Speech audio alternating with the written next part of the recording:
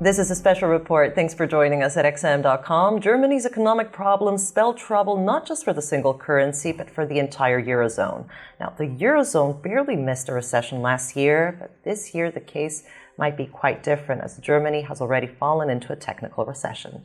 I'm Christina Marujos. With me today is Marios Hadjikyriacos, our senior investment analyst.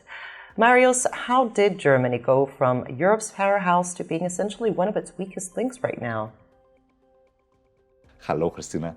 Look, it's a complicated story. There are several factors behind Germany's economic problems. Now, one of the biggest ones has been the slowdown that we've seen in global trade. So Germany, as an economy, its business model is very export-oriented, it's very export-heavy.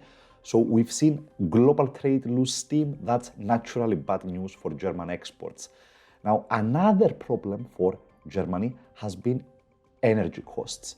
So following the invasion of Ukraine, Germany phased out Russian natural gas, and that has helped to keep German energy prices higher than most other economies in the Eurozone. Of course, that problem was exacerbated by the government's decision to shut down the last 3 remaining nuclear plants in the country last year. That took huge amounts of cheap energy supply offline, and it made the bad situation worse. Now, if you look at, so the German economy is already in a minor recession, and in my opinion, Christina, it's likely to get worse. So business surveys paint a gloomy picture of future growth, and normally when an economy is so weak, what it needs is stimulus. So normally the natural response from the German government would be to stimulate the economy, to raise spending, to direct funds towards public investment, towards innovation. Now, unfortunately, that's not going to happen anytime soon. In fact, the German government is about to cut spending and investment levels against its own will. And let me explain. So in Germany, the government is required by law to run a balanced budget. So this is a constitutional rule known as the debt brake. And it only allows the government to run a very tiny budget deficit, 0.35% of GDP. Now, during the pandemic, this rule was suspended because it was an external crisis, and the German government had to spend a lot of money to help the economy. But in November, the Constitutional Court ruled that the crisis is over. Therefore, the country has to return to strict budget rules, and therefore, the German government has been forced to cut its spending.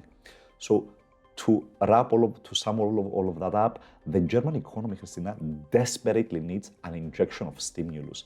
Instead, it's about to be given a dose of austerity, though. So, Marios, taking all of this into account, where does that leave the euro? Yeah, so in a nutshell, it's not good news for the euro. When the Eurozone's largest economy is already in a minor technical recession, and it's likely to fall deeper into a recession as the government embraces austerity, that's bad news for economic growth. And when economic growth is very slow, that sets up a scenario where the European Central Bank might cut interest rates faster and deeper than what the markets currently expect. And that could remove a key source of support for the euro. So we have seen some early signs of stabilization in the Eurozone, Christina, but in my view, Germany is likely to drag the continent even lower, economically speaking, this year. Therefore, it's a little bit too early to talk about a sustainable recovery. I think that the future outlook for the euro is a little bit grim, and we could see the euro staying on the ropes for the foreseeable future. Marios, thanks so much.